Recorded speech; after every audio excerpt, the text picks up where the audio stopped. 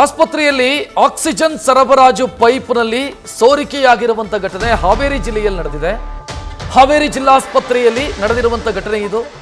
ಘಟನೆಯ ಬೆನ್ನಿಗೆ ಗಾಬರಿಗೊಂಡಂತ ಜನ ಆಸ್ಪತ್ರೆಯಿಂದ ಹೊರಗಡೆ ಓಡಿ ಬಂದಿದ್ದಾರೆ. ಹಸುಗೂಸುಗಳನ್ನ ಕೂಡ ಎತ್ತಿಕೊಂಡು ಹೊರಗೆ ಬಂದಿದ್ದಾರೆ ಜನ. ಬೆಡ್ ಮೇಲಿದ್ದ ಬಾಣಂತಿಯರನ್ನ ಹೊರಗೆ ಕರೆತಂದಿದ್ದಾರೆ ಜನ. ಕೈಯಲ್ಲಿ ಸಲೈನ್ ಬಾಟಲ್ ಹಿಡ್ಕೊಂಡೇ ಹೊರಗೆ ಬಂದಿದ್ದಾರೆ. ಆಸ್ಪತ್ರೆಯಲ್ಲಿ ಕೆಲ ಕಾಲ ಆತಂಕದ ಪರಿಸ್ಥಿತಿ ನಿರ್ಮಾಣ ಆಗಿದೆ. ಆಕ್ಸಿಜನ್ ಸಪ್ಲೈ ಆಗುವಂತ ಪೈಪ್ ಏನಿದೆ ಅದರಲ್ಲಿ ಸೋರಿಕೆಯಾದಂಥ ಪರಿಣಾಮ ಇಡೀ ಆಸ್ಪತ್ರೆಯಲ್ಲಿ ಆತಂಕದ ಸ್ಥಿತಿ ನಿರ್ಮಾಣ ಆಯಿತು.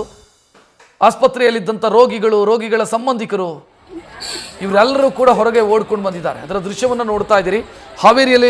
ಹಾವೇರಿಯ ಜಿಲ್ಲಾಸ್ಪತ್ರೆಯಲ್ಲಿ ನಡೆದಿರುವಂಥ ಘಟನೆ ಇದೆ.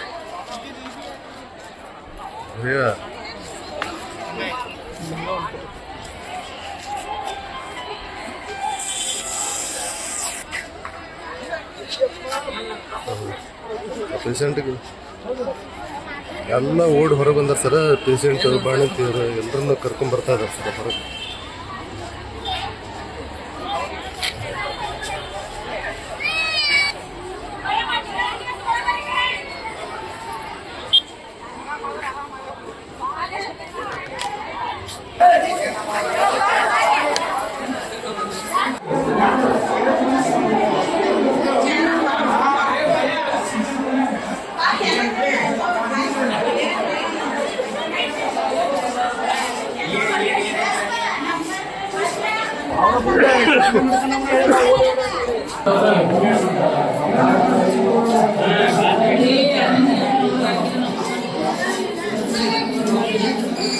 ಈ ಬಗ್ಗೆ ಹೆಚ್ಚಿನ ಡೀಟೇಲ್ ನೀಡೋದಕ್ಕೆ ನಮ್ಮ ಪ್ರತಿನಿಧಿ ಶಿವಾನಂದ್ ಫೋನ್ ಸಂಪರ್ಕದಲ್ಲಿ.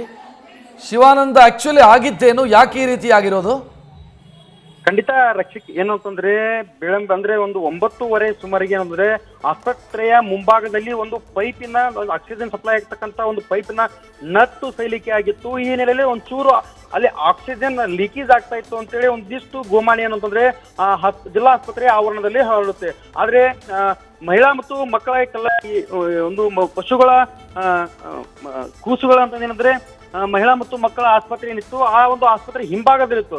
ಆದ್ರೆ ಯಾರೋ ಒಬ್ಬ ಕಿಡಿಗೇಡಿ ಏನು ಅಂತಂದ್ರೆ ಆ ಒಂದು ಸುದ್ದಿಯನ್ನ ಇಡೀ ಆಸ್ಪತ್ರೆಯಾದ್ಯಂತ ಹೇಳಿರೋದ್ರಿಂದ ಈ ಅವಘಡ ಸಂಭವಿಸಿದೆ ಅಂತಾನೆ ಹೇಳ್ಬೋದು. ಈಗಾಗಲೇ ಈ ಡಿಸ್ಟ್ರಿಕ್ಟ್ ಸರ್ಜನ್ ಅವರು ಕೂಡ ಮಾಹಿತಿಯನ್ನು ನೀಡಿರುವಂತದ್ದು. ಇಲ್ಲಿ ಯಾವುದೇ ರೀತಿಯಂತ ಅವಘಡ ಆಗಿಲ್ಲ, ಯಾವುದೇ ರೀತಿ ತೊಂದರೆ ಆಗಿಲ್ಲ. ಕೇವಲ ಒಂದು ನಟ್ಟು ಸಡಿಲವಾಗಿ ಆಕ್ಸಿಜನ್ ಸೋರಿಕೆ ಆಗ್ತಾ ಇತ್ತು. ಇಲ್ಲಿ ಮಿಸ್ಕಮ್ಯುನಿಕೇಶನ್ ಆಗಿದ್ದರಿಂದ ಈ ಎಲ್ಲ ಅವಘಡ ಆಗಿರುವಂತದ್ದು. ಅಂದ್ರೆ ಒಳಗಡೆ ಇರ್ತಕ್ಕಂಥ ಬಾಣಂತಿಯರು ಮತ್ತು ಸಣ್ಣ ಮಕ್ಕಳನ್ನ ಎತ್ಕೊಂಡು ಕೂಡ ಹೊರಗಡೆ ಓಡಿ ಬಂದಿರುವಂತಹ ಘಟನೆ ಕೂಡ ನಡೆದಿರುವಂತದ್ದು. ಇದಂದ್ರೆ ಬೇರೆ ಯಾರೋ ಒಬ್ಬ ವ್ಯಕ್ತಿ ಬಂದು ಇಲ್ಲಿ ಈ ತರ ಆಗ್ತಾ ಇದೆ, ಅದು ಬ್ಲಾಸ್ಟ್ ಆಗುತ್ತೆ ಅಂತ ಹೆದರಿಸಿರುವುದರಿಂದ ಈ ತರ ಘಟನೆ ಆಗಿರುವುದಾಗಿ ಈಗಾಗಲೇ DS ಅವರು ಕೂಡ ಮಾಹಿತಿ ನೀಡಿರುವಂತದ್ದು. ರಕ್ಷಿಕ್, ಧನ್ಯವಾದ ಶಿವಾನಂದ್ ಮಾಹಿತಿಗೆ. ನ್ಯೂಸ್ ಫಸ್ಟ್, ನಿರ್ಭೀತಿಯಿಂದ ನಿಮ್ಮ ಪರವಾಗಿ.